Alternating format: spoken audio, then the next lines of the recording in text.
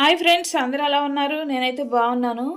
చెరువు గట్టుకని బయలుదేరాము పిల్లల్ని తీసుకొని.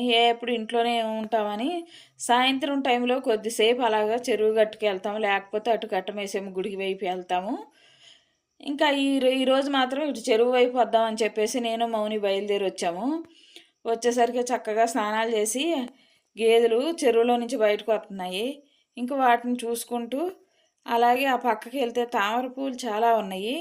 కోసుకుందామంటే అందేలాగా లేవు, కానీ పువ్వులు అయితే కోసుకుందాం అనిపించింది. ఇంకా కోసుకోలేక ఇంకా అక్కడే కాసేపు ఉండి పువ్వులను అయితే చూసుకుంటూ ఉండిపోయాము. చూడండి ఎంత బాగున్నాయో తామర పూలు, మీరు కూడా చూడండి. ఈ వీడియో చివరి వరకు చూడండి. చెరువు గట్టుకి వెళ్ళిన మేము ఏం చేసాము, చింతకాయలు కూడా చెరువు గట్టు మీద చింతకాయలు చాలా ఉన్నాయి, అవి కూడా మేము కోసుకొని వచ్చాము. ఈ వీడియో చివరి వరకు చూడండి, మేము ఏమేం చేసామో మీకే తెలుస్తుంది. పువ్వులు చూడండి ఎంత బాగున్నాయో, కానీ దగ్గరగా లేవు. నీళ్ళల్లో వెళ్ళి కోసుకోవాలంటే భయం అనమాట. అందుకని ఒడ్డు మీద ఉండి కాసేపు చూసి ఆనందపడి వచ్చేసాము. ఇక్కడ మా పండుగడైతే నీళ్ళల్లోకి వెళ్ళి తామర పూలు అయితే కోస్తానన్నాడు. మాకైతే భయం వేసి మేము వద్దన్నాము. వాడికి ఇష్టమైన కుక్క కూడా ఉందండి ఇక్కడ, అదైతే ఏడిసేస్తుంది ఆడు ఎక్కడ వెళ్ళిపోతాడో అని, నీళ్ళల్లోకి దిగిపోతాడని కుక్కకు కూడా భయం వేసిందండి. అందుకని ఏడిసేస్తుంది. ఇంకా ఆడు బయటకు వచ్చేసాడు. ఇంకా మేము కూడా కొద్దిగా దూరం వచ్చేసరికి చింత చెట్టుకి కాయలు బాగా కాసి కనిపించినాయండి. అప్పుడు ఒక కర్ర తీసుకొని దాన్ని సిల్లకర్రలాగా తయారు చేసుకొని కాయలు కొయ్యటం అయితే స్టార్ట్ చేసామండి. ఈ కాయల్ని మేము ఏం చేస్తాము, ఈ వీడియో చివరి వరకు చూడండి. మా వీడియోని మీరు లైక్ చేయండి, షేర్ చేయండి. ఈ చింతకాయలు ఇంటికి పట్టుకెళ్ళి ఉప్పు పసుపు వేసి తొక్కి స్టోర్ చేద్దాం అనుకుంటున్నామండి. పండు మిరపకాయలు వేసుకొని పచ్చడి చేసుకోవచ్చండి, అలాగే పచ్చిమిరపకాయలు కూడా వేసుకొని పచ్చడి చేసుకోవచ్చండి.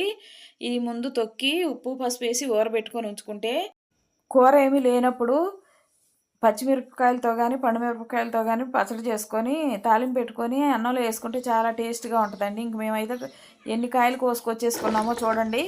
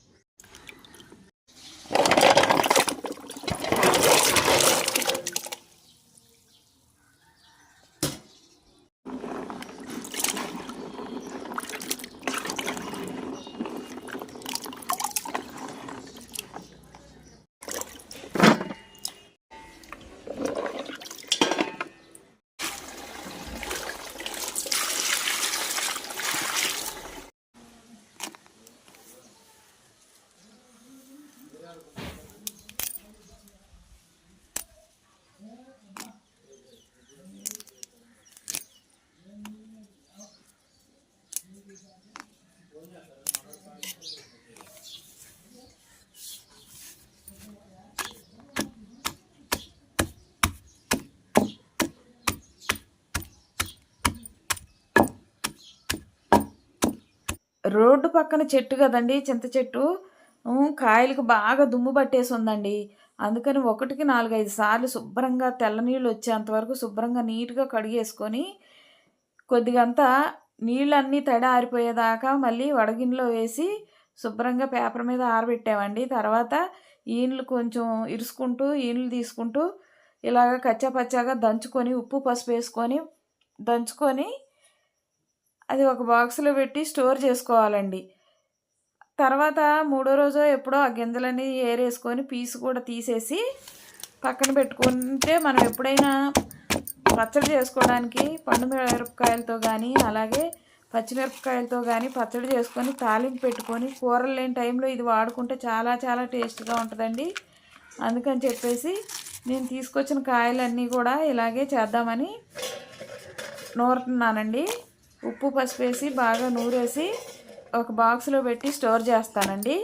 తర్వాత పచ్చడి చేసినప్పుడు మళ్ళీ వీడియోలో చూపెడతాను, తప్పకుండా చూడండి. నేను చింతకాయ పచ్చడి ఎలా చేస్తున్నానో. ఇప్పుడు ఇది మొత్తం నలిగిపోయింది కదండి, పీసులు గింజలు ఏరేసుకోవచ్చు ఇప్పుడే. కాకపోతే 3వ రోజు కొంచెం ఊరిన తర్వాత అయితే సులువుగా వచ్చేస్తాయి అని చెప్పేసి బాక్స్కి మూత పెట్టేసి అది స్టోర్ చేసేస్తున్నానండి. మా వీడియో కనుక మీకు నచ్చినట్లయితే లైక్ చేయండి, షేర్ చేయండి, సబ్స్క్రైబ్ చేయండి. మళ్ళీ పార్ట్ 2లో పచ్చడి చూద్దరు కానీ